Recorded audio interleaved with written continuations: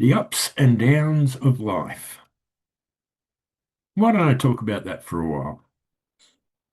I've been through a few lately. I've been through quite a few difficult circumstances, and not because they just come along. I prayed, and that prayer brought them. I didn't say, "Oh, God, give me difficult circumstances." No, I said, "God, teach me humility and forgiveness." Oh, if you ask God to learn humility and forgiveness, you'll be put in circumstances where you're going to need to forgive people, which means those circumstances are not going to be easy. You're going to be put in humbling circumstances, circumstances that'll hit your ego, etc., hard. That's not easy. So I've been sort of on the ups and the downs and the up and down sort of thing, but stable in God and moving in the right direction.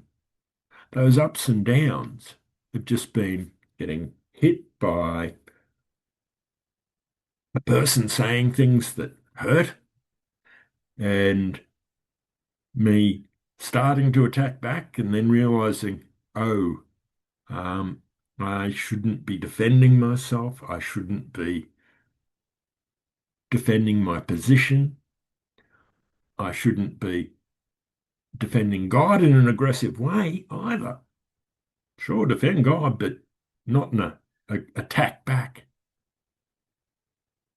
What I've been learning because of it is to step back for a moment and realize the first thing in any circumstance, doesn't matter how bad it is as far as social circumstances go, is to not feel the hurt that's being projected at you, or the anger projected at you, or whatever negative things projected at you. It's like, that doesn't matter. Whatever was said was said. It really doesn't matter. Now, let's express love to that person and let's express their need to have God in their life, even if they're a Christian. Yes, a lot of these people lately that have been giving me a hard time, I think all of them claim to be Christians. Yet they're all very, very willing to step up to the anger, step up to the attack. So just because they claim to be Christians doesn't mean they are. I can claim to be a member of Parliament, but am I an MP? No. Claiming to be one means nothing. I could claim to be one and go sit in Parliament House, but as soon as a session of Parliament starts, they're going to kick me out. They might kick me out even without a session starting because I'm not a member of Parliament. Do we kick people out of churches because they're not Christian? Firstly, they all claim to be Christians, so we just accept their claim. Christianity is not what you claim to be. Just like being a member of Parliament, there's qualification to be a member of Parliament. You must be voted in firstly, and then there's an oath of office, I believe, for all parliamentarians, but like the US, the president has an oath of office. And I'm I think I recall the Prime Minister of Australia saying an oath at one or two stages, one or two different prime ministers. It's hard to recall. I don't really watch the news enough to watch these things and memorize them very well, but still, the point being, saying that you're something doesn't make you something. Going to church doesn't make you a Christian. Reading your Bible and praying doesn't make you a Christian. Saying a sinner's prayer doesn't make you a Christian.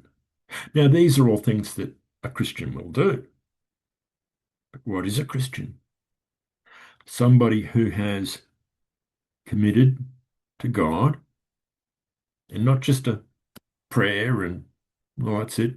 I go to heaven now, so I'll live however I want. No, it's a commitment, not just a prayer, a commitment to serve God.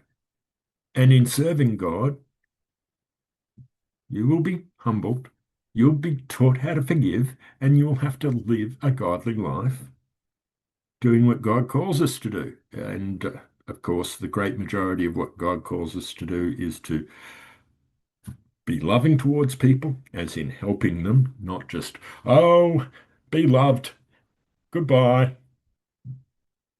No. Well, I see you're on the street and homeless and you're sleeping in that doorway there. Look, here's a sandwich at least. Can I tell you about God? God might be able to get you out of here because I guess you haven't got God in your life, or maybe you would be in a different situation. They might be Christians, but Christians have a different mindset, and their mindset will have them do different things, which will make it more likely that they don't end up on the street. They won't take the bad decisions that put them there in the first case, if they're real Christians. Percentage of Christians in this world, let's come up with some wild percentages. Percentage of Christians in this world might be 1%. Percentages of Christians on the street might be 0.0001%, because people on the street tend to be worldly people. Might not be incredibly sinful, but they're not glorifying God and going to church and the like, because if they were, they might find some help at those churches. You know what I'm getting at. Okay, this is going to be a short message. I'll wrap it up there. I hope you might have got something from that. So, if this was a good message, post it onto people, post it onto forums and web pages and email it to people. Get it out there. Put a comment on it, giving it a rating out of 10. So when people see the threes, fours, and fives, they go, "Oh, I'm not going to bother watching that one." And when they see the sevens, eights, and nines, they will go, "Great, I'll watch that." And the more people that rate them, the stronger that opinion will direct people to or away from different videos. So please start rating them. And as I said, the good ones, post them on. Wherever you're at in God, contact us and we can help you grow. If you don't know God, contact us. We can express God to you. If you are a new Christian, contact us. We can teach you how to grow strong in God. If you are a mature Christian but haven't stepped into your call, if you don't know your call, we can help you find it. If you haven't trained, we can help you train. If you haven't launched, we can help you launch. Wherever you're at, we can help you go one step further in God.